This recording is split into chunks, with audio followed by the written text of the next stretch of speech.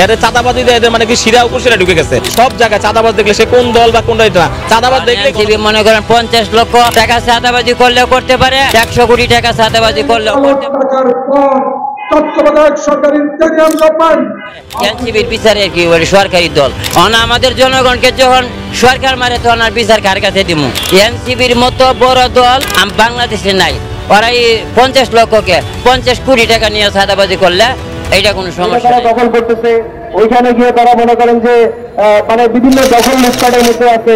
সে বিএনপির নেতা কর্মীরা ধরেন যে আজকে এখানে চাঁদাবাজি করে, ওইখানে ধান্দাবাজি করে, ওইখানে খাপলাবাজি করে, ওইখানে তোলাবাজি করে, এইসব ধান্দাবাজির মধ্যে আসলে ক্ষমতারে দখল করে এখানে লুটপাট আর চাঁদাবাজি করতেছে।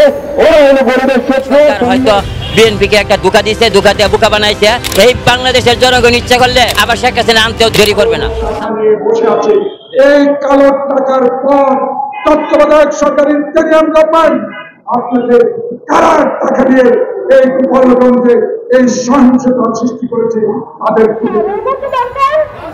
এই যে পিছনে সচিবালয় আছে, তাদের যারা চাকরি করেন তাদেরকে বলা হয় আমলা। আমি জানি না কোন কারণে তাদের আমলা বলা হয়। তারা তো এই মালিকদের কামলা, এদের পয়সা দিয়েই তাদের বেতন হয়। এই আমলারা এদের কোনো বেতন দেন না, এই কৃষকরা কোনো বেতন পান না। এরা এই দেশের এই আমলাদের, এই কামলাদের, এই বাটপাটদের খাবার জোগাড় করে।